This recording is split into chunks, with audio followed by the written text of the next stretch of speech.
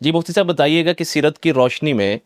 اساتذہ کے اندر کون کون سی صفات ہونی چاہیے جن کا تقاضا اللہ اور اس کے رسول کرتے ہیں؟ سب سے پہلی صفت تو ہونی چاہیے کہ بندہ مخلص ہو، استاد یعنی اخلاص۔ اخلاص ہو،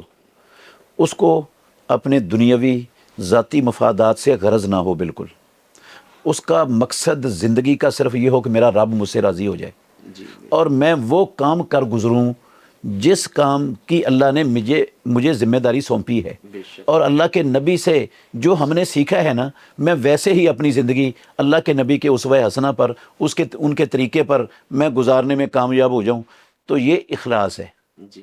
تو سب سے پہلی ایک استاد کے اندر یہ ہونی چاہیے مخلص ہو، اس کو کوئی طالب علم سے ذاتی مفاد نہ ہو، ادارے سے کوئی ذاتی مفاد نہ ہو دنیا کا، اس کا مقصد ہی صرف اللہ کی رضا ہو، بے شک۔ تو یہ رسول اللہ صلی اللہ علیہ وسلم کے طریقے پر چلنے والا استاد بن جائے گا، اللہ کے نبی کی سیرت اس کے اندر آ جائے گی۔ رسول اللہ صلی اللہ علیہ وسلم بھی مخلص تھے، آپ کو کوئی گالیاں دیتا تھا، کوئی برا بلا کہتا تھا، کوئی پتھر مارتا تھا، کوئی بائیکاٹ کرتا تھا، کوئی جس طرح بھی آپ کو اذیتیں دی، آپ نے کبھی کسی سے نہ عداوت قائم کی اپنے دل میں، نہ کوئی دشمنی رکھی، نہ کسی سے کوئی بدلہ لیا، بلکہ سب کو کیا کر دیا، معاف فرما دیا۔ تو آپ کا مقصد اپنی ذات کو فائدہ پہنچانا نہیں تھا، بلکہ لوگوں کو فائدہ پہنچانا تھا، لوگوں کا بھلا تھا، لوگوں کی ہمدردی، خیر خواہی، ان کی اچھائی، ان کی بہتری تھی۔ تو یہ اس سے اللہ راضی ہوتا ہے، اسی بات کا نام اخلاص ہے۔ تو استاد کے اندر سب سے پہلے یہ اخلاص کوٹ کوٹ کر بھرا ہونا چاہیے۔ وہ صرف اس کو ملازمت کی حد تک نہ رکھے، نوکری کی حد تک نہ سمجھے اس کو، وہ سمجھے کہ محمد الرسول اللہ صلی اللہ علیہ وسلم کو بھی اللہ نے معلم بنا کر بھیجا ہے، تو اللہ کے نبی کے بعد کوئی نبی تو دنیا میں آنے والا نہیں ہے، اب محمد الرسول اللہ کے امتی اصل میں معلم ہیں آپ کے بعد، تو میں بھی معلم ہوں۔ جی تو وہ یہی کردار جو رسول اللہ صلی اللہ علیہ وسلم نے ادا کیا ہے وہ ادا کرے گا اخلاص کے ساتھ۔ اور دوسرا،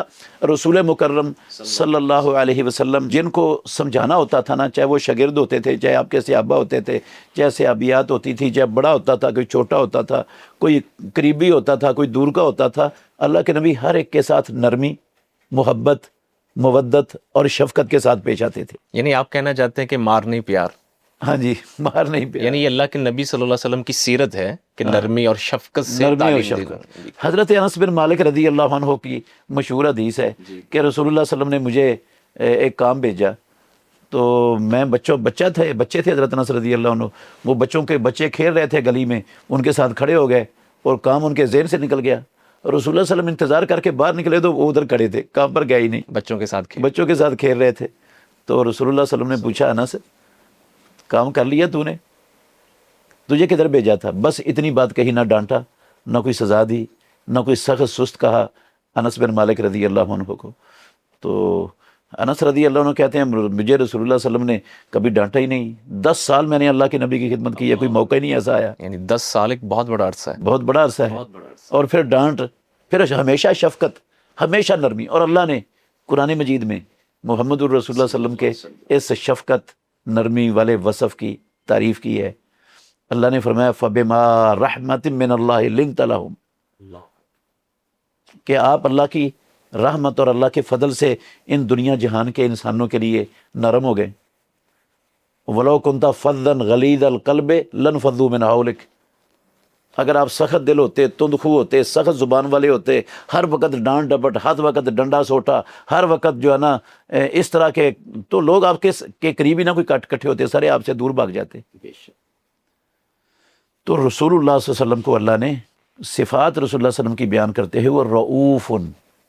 اللہ قرار دیا ہے قرآن مجید میں۔ رسول اللہ صلی اللہ علیہ وسلم رؤوف تھے، رؤوف کا معنی نہایت شفقت کرنے والا۔ تو ایک معلم کو نرم رویہ رکھنے والا، نرم الفاظ رکھنے والا، نرم اخلاق اور نرم کردار اور جو ہے نا شفقت سے بھرا ہوا ہونا چاہیے۔ یہ بھی ایک استاد کے، کامیاب استاد کی، معلم کی ایک صفت ہے، اور رسول اللہ صلی اللہ علیہ وسلم کے اندر یہ صفت موجود تھی، بدرجہ اتم موجود۔ بدرجہ اتم موجود تھی۔ اور اسی طرح ایک صفت ہے استقامت، صبر، ڈٹے رہنا۔ بچے ہوتے ہیں، بچوں سے غلطیاں بھی ہوتی ہیں، بچے بسا اوقات استاد کی جو ہے نا گستاخی بھی کر دیتے ہیں، وہ ماں باپ کی بھی گستاخی کر لیتے ہیں، استاد کی بھی گستاخی ہو سکتی ہے۔ تو اس پر جو ہے نا وہ عاجز نہیں آنا کہ میں نے ان کو 1 مرتبہ سمجھایا، 2 مرتبہ سمجھایا، 10 مرتبہ سمجھایا، اب میں بند ہی کرتا ہوں اس کام کو، یہ اس قابل ہے ہی نہیں ہے کہ ان کو پڑھایا اور سکھایا جائے، نہیں، استقامت، صبر، ڈٹے رہنا اس پر. اور جتنا کوئی طالب علم شاگرد اس کے اندر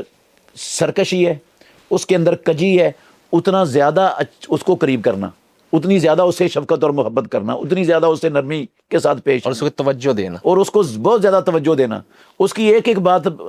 پر جو ہے نا اس کو جواب بھی دینا، اس کو قریب کرنا، اس سے پیار اور محبت کرنا، اس کی بد اخلاقی کے باوجود اس سے پیار اور محبت کرنا، ڈٹا رہنا اس پر کہ میں نے اس کی اصلاح کر کے چھوڑنی ہے، میں نے عاجز نہیں آنا. انبیاء علیہم الصلوۃ والسلام کا یہی شیوا تھا زندگی کا، وہ عاجز نہیں آتے تھے، تھکتے نہیں تھے. جس طرح کا بھی حالات ہوتے، جس طرح کے بھی معاملات ہوتے، جیسا بھی آگے والوں کا رویہ ہوتا تھا، انبیاء علیہم الصلوۃ والسلام